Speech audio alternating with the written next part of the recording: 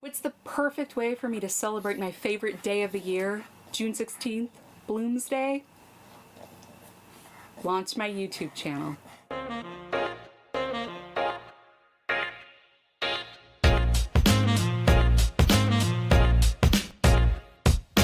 Bloomsday is June 16th. Okay, so I know this launch isn't technically on Bloomsday, but I did film on Bloomsday. It just took me a heck of a lot longer to edit everything than I expected. But you know what? I'm gonna count it. The date of the events in James Joyce's novel Ulysses.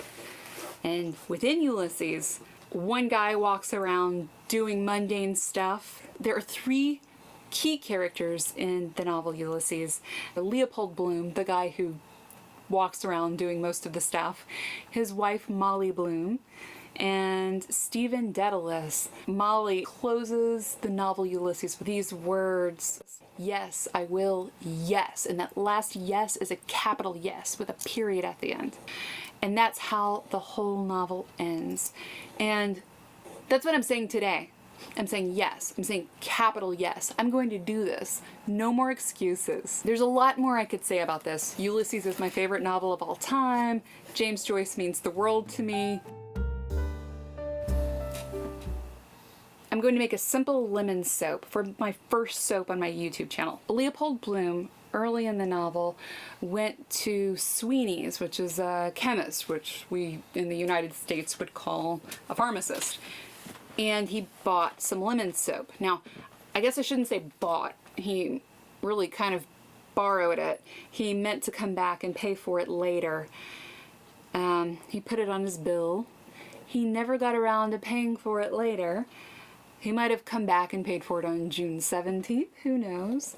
But this lemon soap means a lot to me because I imagine the scent of lemons as I read the novel, because he went to take a bath with it at this Turkish bathhouse, and then he carried it with him in his pocket throughout the city of Dublin, throughout all the things that he did. This soaping channel is going to be about more than soap. There's going to be some DIYing, some cricketing. There's going to be some project management. I'm going to show others how they can organize their businesses and other things in their lives with a method of project management called Kanban, which is my favorite. And I'm going to introduce you to the worlds I inhabit. As a day job person, I'm a project manager who works with like really cool IT people. And I also have a master's in English, and I had planned to become a professor. So I've got these two lines of soap at Lapo Lucia Artisan soap. One line is inspired by famous authors' favorite drinks. The other line is inspired by programming languages. And these worlds come together right here.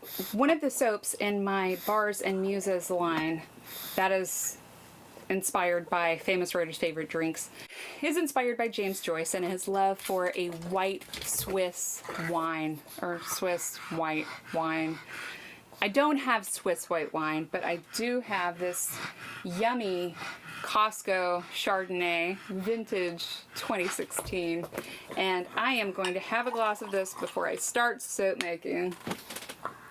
There will be a lot of wine on this channel, and I'm going to say cheers to Joyce, cheers to Ulysses, cheers to Bloomsday, cheers to you being here with me.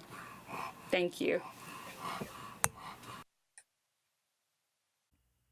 All right, now before we get started, I want to let you know a little bit about what I had in mind here.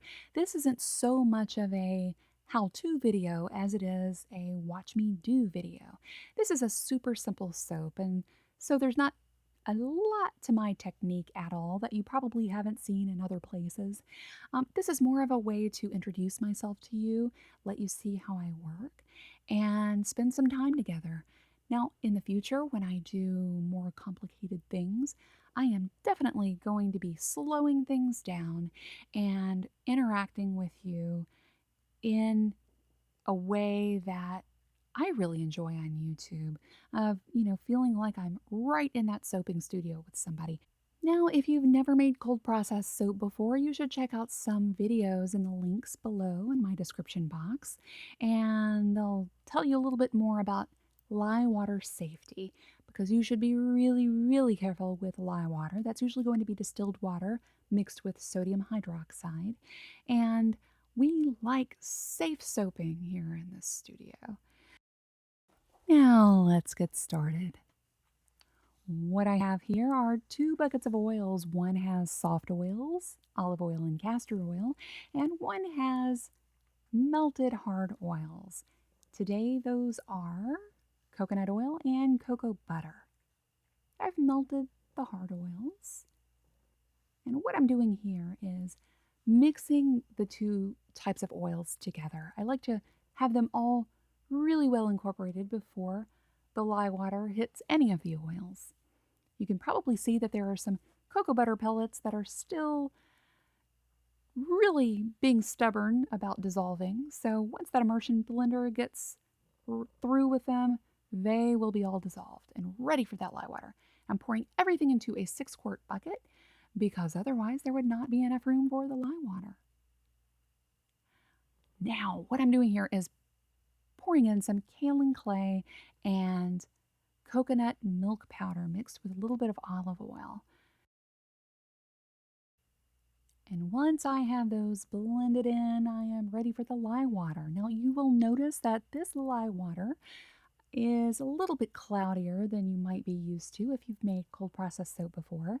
That's because I melt Tessa silk fibers in the distilled water, and I also put a healthy amount of sea salt in there because I love a great brine bar recipe, which is what this is. Now, that was really quick right there, but I put in the lemon essential oil that is going to make this lemon soap be amazing. And all of that is all blended in. Now I've got my 5-pound silicone soap mold from Nurture Soap, and the soap is going to be poured right into that mold. And you can see how liquidy it is still. Trace is very light on this one. And look at how gorgeous that is.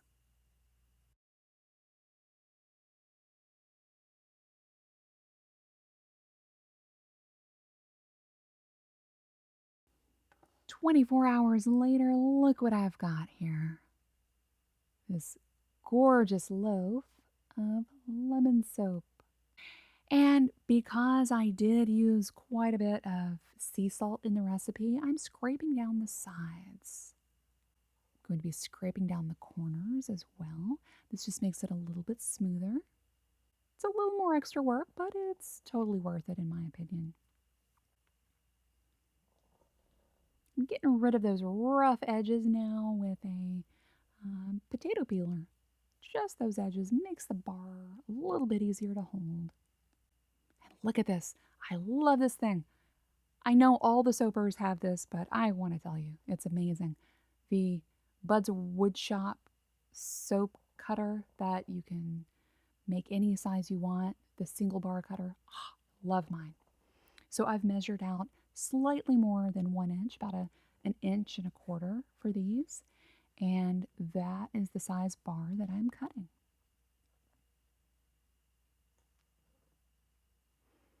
And look at all of these beauties.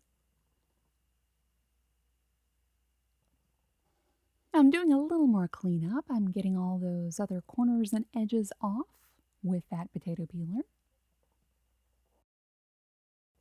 And now I'm scraping the front and back of each bar. Again, because of that sea salt, I want them to be nice and smooth. And now look at how beautiful they are. They're ready to go to the lovely people who are going to buy them from me. And I'm spraying them down with some 91% isopropyl alcohol just to make them smooth and slick and ready for customers.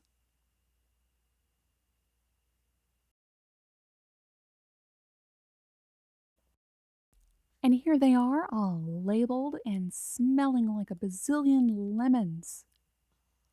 Wow, my soaping studio smells so freaking great right now.